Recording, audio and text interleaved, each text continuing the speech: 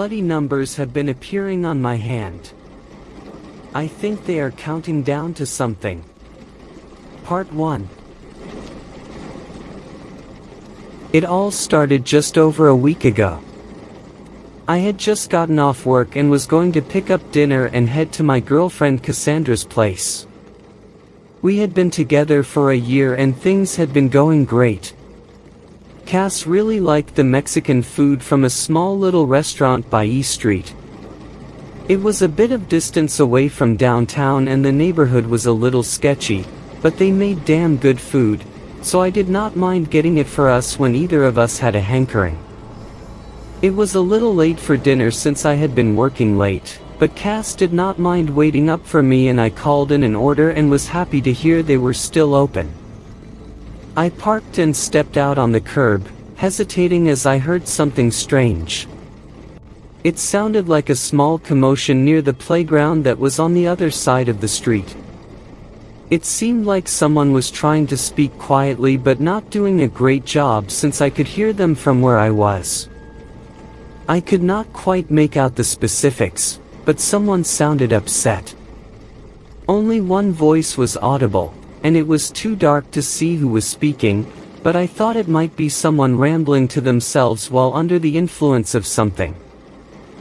I shrugged and figured it was not my business and went in to collect my order. When I got back outside and started walking back to my car, I froze when I heard something more clearly than before. I listened closely and I heard it again. It was desperate, but still strangled and hushed like someone was trying to cry out but still whispering. "Help me." It was already dark and the minimal light from the street lamps barely illuminated the sidewalk, much less the shrouded playground where the voice was calling from. I couldn't see anything, but when I heard the voice calling for help again, I knew someone was there. I was unsure of what to do.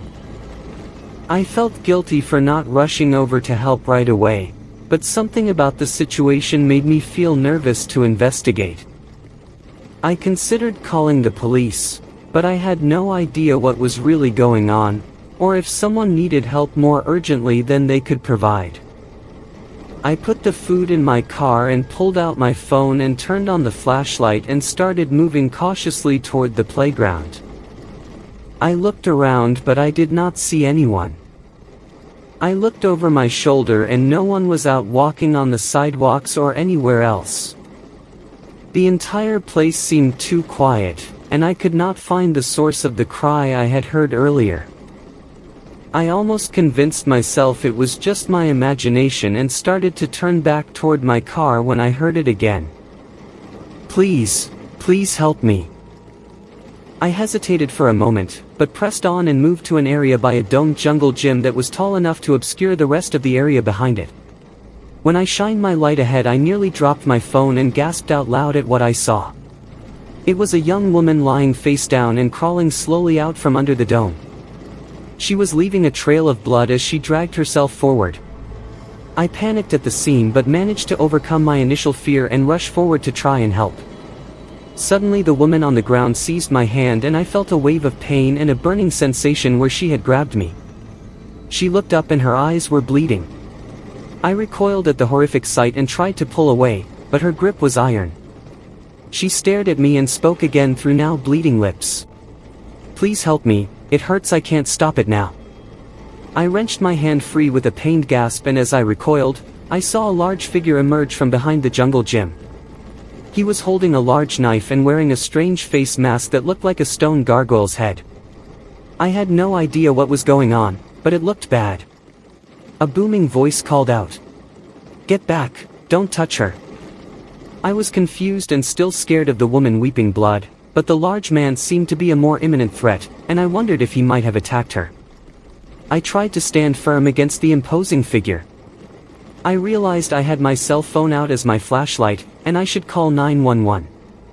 I shouted at the large man with as much bravado as I could muster, thrusting my phone forward like it was comparable to the large knife he was holding. "Stay away. Whatever is going on here, you need to leave this woman alone." I tried to subtly dial the numbers with my trembling hands. Instead of rushing forward to attack me, the figure just held up a gloved hand and spoke. "Wait. I know you will not understand, but I have to do this. She is not safe. It must be stopped, here and now." I had no idea what the masked man was saying. From where I was standing it looked like he had just attacked her and was asking me to stay away for my safety. It seemed strange, but he did not sound angry, just concerned. It gave me pause just long enough to see what happened next. In a flash the woman lunged forward and tried to grab at my leg this time, pleading for help once again. Before she could grab me I was thrown off my feet by a strong shove from the masked man and I was sprawled out on the ground. I heard an anguished cry and a horrible scream coming from the woman, followed by a muttered curse from the masked man and then a gruesome crunching sound. I looked up and witnessed the final part of the grisly sight. There was blood everywhere and I heard a disturbing hissing sound that was unlike anything I imagined a person was capable of making. Before I could get to my feet and run, call for help, or even scream, he was already there looming over me. There was a split second where I saw his hand move.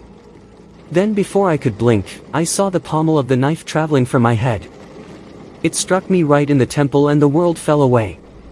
The last thing I heard through the ringing in my ears was an apologetic muttering. "I'm sorry you saw this. I hope to God you do not need to see me again." Then there was only silence. I woke up, freezing and alone, still in the playground. My head throbbed and I realized I had been knocked unconscious. The woman was gone. The blood that I swear I had seen everywhere was somehow gone as well. No trace of the large, masked man.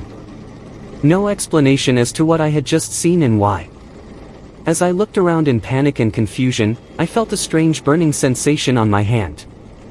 I remembered the woman reaching out to grasp my hand while she pleaded with me. Her grip had been very strong. I thought it might just be a bruise. Yet when I looked at my right hand, instead of a normal mark or cut, I saw something else. It was an odd mark that looked like a deep tissue bruise. The more I stared at it, the more uncanny it seemed. The mark seemed to resemble a number the longer I looked. It seemed like the very blood in my veins had somehow contorted and shifted from the pressure, to form the number 8 in my skin. Out of curiosity I pressed down on it, but it did not hurt like a bruise. Then I tried to wipe it off, but it seemed to indeed be underneath my skin.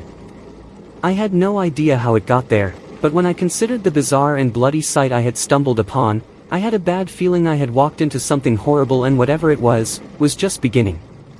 My phone rang and the sound knocked me out of the daze I was in, staring at the bloody number that was staring back at me through my own skin. I blinked and picked the phone back up and answered. I heard Cassandra's voice and she was still speaking, trying to see if I was there. I mumbled an acknowledgement. Yes, sorry." There was a concerned pause and Cass spoke again. "Are you alright? You sound like you just woke up. I was making sure you were still coming.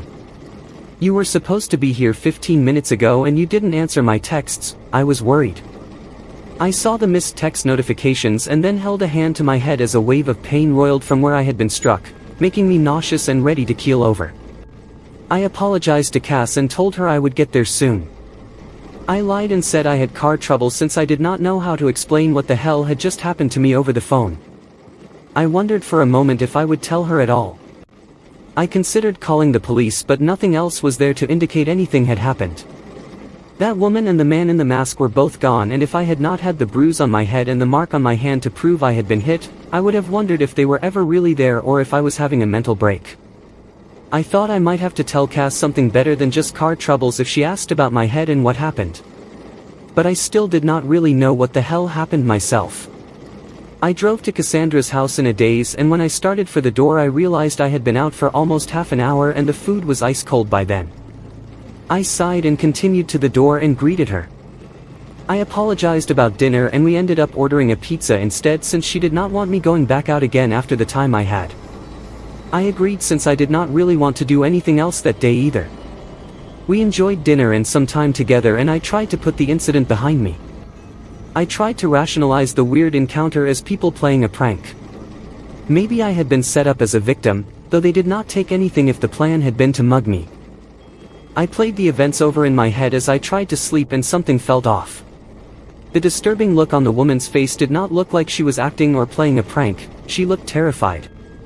The odd burning in my hands returned as I considered the strange blood blister on it that resembled an 8. Nothing about that night sat right. I did manage to fall asleep and I could not get the bleeding eyes and mouth of that woman out of my head. I eventually salvaged a few fitful hours of sleep, but when I woke up I saw something else that convinced me something was very wrong. In the morning I had gone to the bathroom just as Cass was getting out of bed. When I went to wash my hands I saw something that nearly made me cry out. I saw the mark on my hand from yesterday had changed. I blinked hard and even rubbed my eyes to make sure I was seeing what I was seeing. But there was no denying that the mark that had looked like someone had stenciled an 8 into my skin, now looked exactly like a 7. This story continues in part 2.